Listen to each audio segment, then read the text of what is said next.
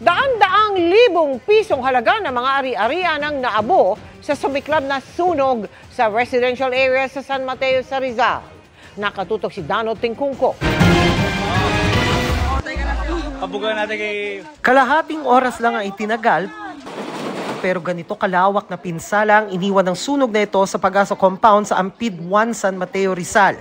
Hindi bababa sa 23 bahay ang tinupok ng sunog na nagsimula pasado 10:30 kaninang umaga. 18 pamilya ang nawalan ng tirahan.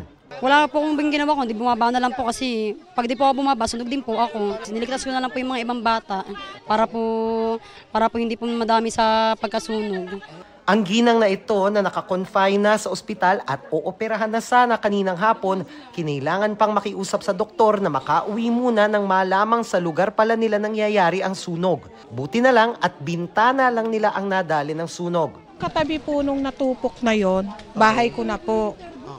Nadilaan lang po ng apo yung aming kurtina, pero pumutok po yung salamin namin. Ayon sa San Mateo Fire Station, nahirapan sila sa pagapula sa apoy, hindi lang dahil sa hangin at alinsangan, kundi dahil din sa dikit-dikit na mga bahay at makikitid na daan na binarhan pa ng mga sasakyan.